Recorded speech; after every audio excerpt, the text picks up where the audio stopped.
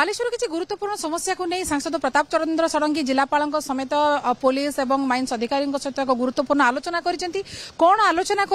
तार कौन प्रभाव रगामी दिन में नाना सहित सीधा सड़क आलोचना करवा नाना आज कौन गुरुत्वपूर्ण बैठक होता कौ विशेष समस्या को लेकिन बालेश्वर में दीर्घ समय धरिकी मुझे देखिली वर्ष वर्ष धरिकी माइनर मिनराल्स व्यापक चोरी हो चोरी कर माफिया माने शक्तिशाली होती साधारण लोक माड़ लगुन जी अटकेला एबे देखा गला कि पुलिस कर्मचारी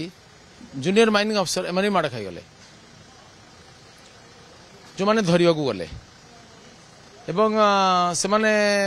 सरकार को टंकाटे न देकी ऑक्शन नहीं लीज नहीं परमिट नहीं चलते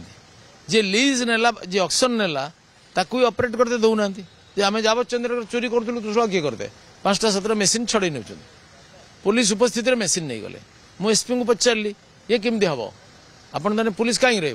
पुलिस आइदर करप्ट ना अयोग्य से गले आम धरीदेवु धरवा को जाते फेरी आइले पारे फिर तापर मुझे कहली पुलिस रेलिवेंट हो गले जाओ एसपी जाकि धरा करेले अच्छा धरा करापर जड़े लोक आरेस्ट होगी सब क्रिमिनाल को आरेस्ट करवा पुलिस दायित्व द्वितीय कथा केते माइनिंग मटेरियल चोरी होती तार एसेसमेंट करके कंसर्न तहसीलदार पुलिसदार रिकवरी करूँ से मु कलेक्टर को कही गोटे मीटिंग डाक मुझे चिठी भी करी जे एसपी कलेक्टर सब एमएलए आईआईसी ओआईसी एसडीपीओ तहसीलदार सब कलेक्टर एम माइनिंग डिपार्टमेंट अफसर मैंने एम नहीं गोटे मीटिंग डाक मीटिंग स्थिर होता से दिन उपमुख्यमंत्री आसिले तेणु से दिन घुंचे दिगला आज से मीटिंग आयोजन होता समस्त आसते लंबा चर्चा है कौन गुरुत्वपूर्ण चर्चा कौन चर्चा है जमती माइनिंग अफसर माड़ खाई से समस्ते आरेस्ट होना आ गोटे जगह रायबणा थाना एपर्त एफआईआर भी रेजिस्ट्रेशन करना से गोटे दुर्बल तर्क देले से गाड़ी मालिक ता ना नंबरटा मैच करूनी से पकई देचु 15 दिन धरिकी डाकिलु से करेक्शन कले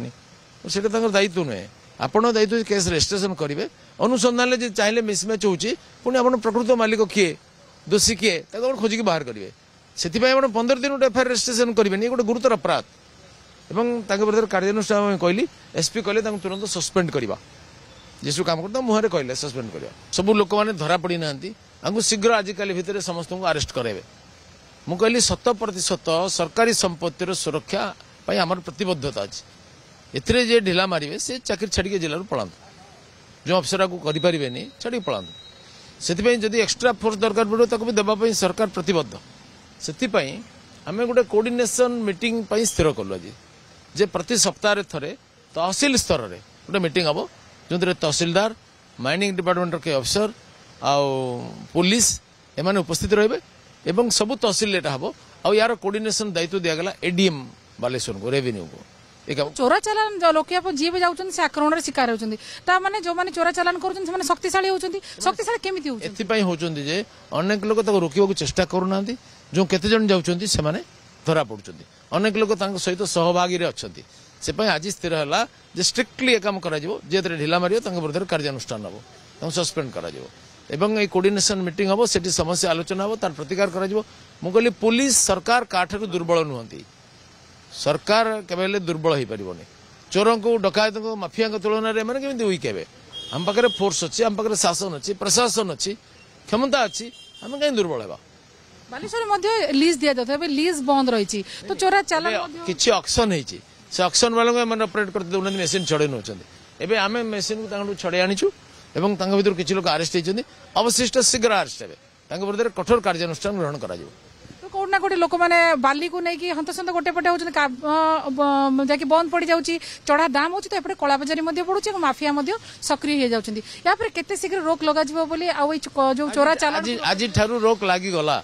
कार्यानुष्ठान आरंभ हो गला जी ए सला सुतरा कर दुष्कर्म करेंगे विरुद्ध कठोर कार्यानुष्ठान हो दृष्टान्तमूलक कार्यानुष्ठान जो मैंने सामिल थे विरुद्ध विहित पदक्षेप नि समस्त को स्ट्रिक्ट लिया परिणाम संपृक्ति अच्छी कि नहीं जना पड़ो चोरा चालान रोकिया को कठोर कार्यानुष्ठान